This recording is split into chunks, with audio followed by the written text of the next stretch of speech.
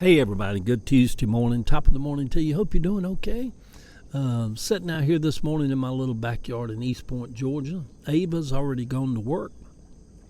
Having my coffee, just pondering and collecting my thoughts. So let's go this morning. Come on, join me.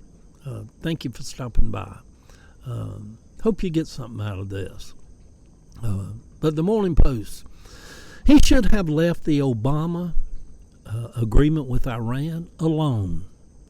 The world would have been a much better place this morning if he had done that.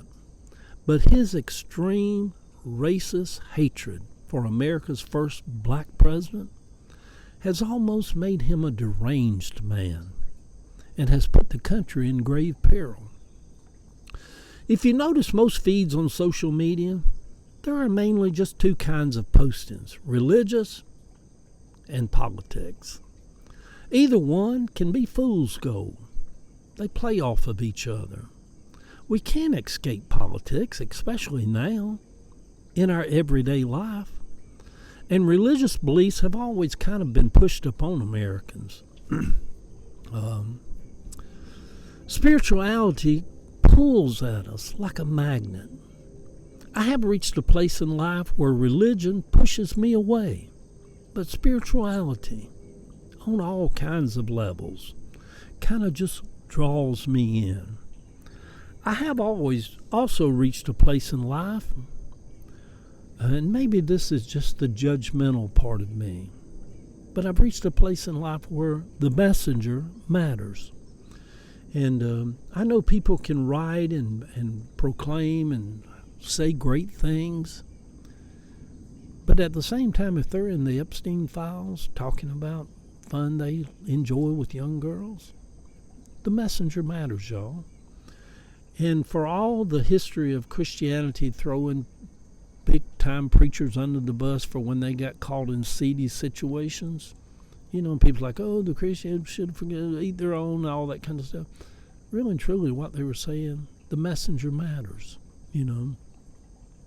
It is odd that after being removed for so many years from the dogmatic Pentecostal apostolic faith that I was raised up in, I bristle now when I think about all the teachings from Jesus about freedoms, of being free. And yet, we can see clearly now, I can see clearly now, how so many used his message of freedom to shackle people, to bind them with heavy mental burdens of damnation. It is very Trump-like. If you repeat a lie often enough, it is amazing how many people will start to believe a lie and be damned. In the United States, religions and politics have now merged. They have become kissing cousins. Trump and the Southern Baptists have made politics an everyday part of everyone's life now. I know there will be some who will argue that we still have to keep them separate, but it is like people who refuse to see that big pink elephant staring them right in the face. Evangelicals and even some former evangelicals are greatly skilled at that, ignoring that pink elephant.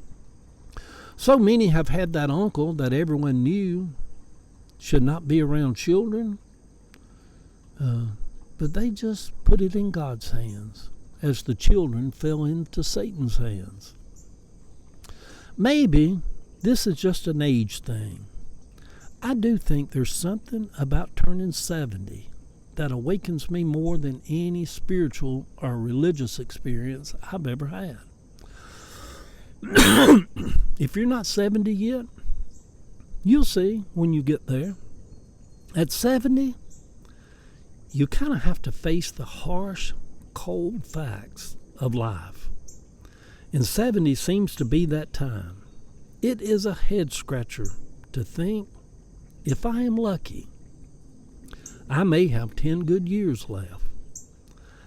The sobering thing is that I now realize how quickly 10 years flies by. It almost seems like the hourglass has been turned upside down. And I don't want to assume that I have 10 years left, because really and truly, y'all, any of us could be dead before sunset. Car wreck, stroke, heart attack. Just fall over for no reason. Just fall over dead. We're not, even Jesus said, we're not taking no thought for tomorrow. We're not even promised to get up in the morning. And so if God's listening out there, and, Jesus does have those big listening ears. They didn't call him old big-ear Jesus in high school for nothing. But if he is listening this morning, or God, universe, source, I don't want to be so arrogant to think that I'm guaranteed 10 more years. I said if I'm lucky, I could have 10 more years. Anyhow, so one could make a good argument on both sides, good or bad, that the internet has made the world worse. I think it's made the world better. One could argue about the Bible. Was it good or bad that the Bible's in the world? I would say it's probably not good, that it's done more damage and harm than it has good, that the world would probably have been better off if it had never been put together and been reinterpreted 50 times. It is hard for me to see that some believe that Trump has made the country better. That just goes to show how bad a state the country is in right now. Y'all, the whole cult of Trump diehards, it still shocks me. I never saw any of this coming. That there would be this whole 30% of the country that everything Trump says, they believe him. They believe him. They actually believe he's telling them the truth. And it's just a head scratcher for me that I didn't see none of this coming, Luckily for me, I love politics. I love talking politics. It is the vehicle we use to try to make the world better. And I love talking about religion and spirituality.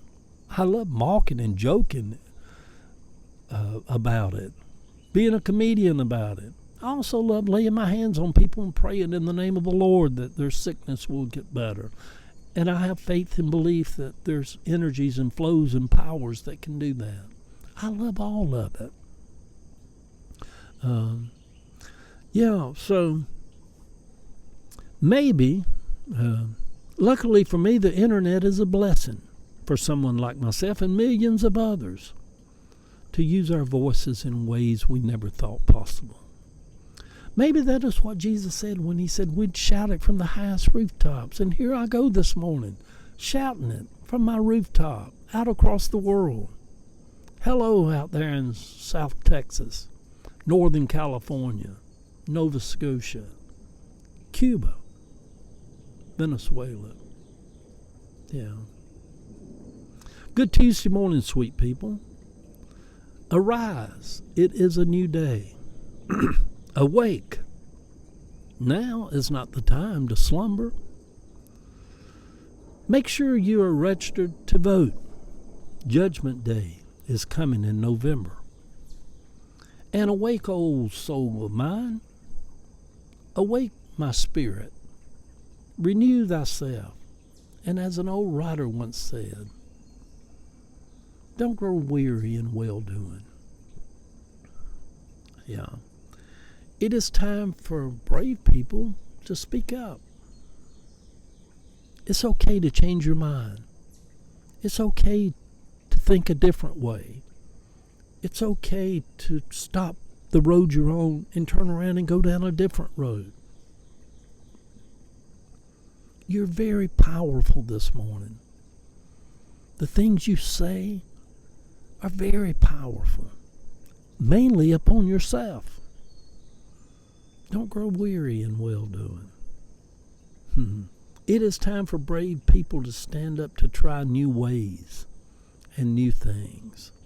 Politics and spirituality on a Tuesday morning, shouting from my rooftop. Hello over there on your rooftop.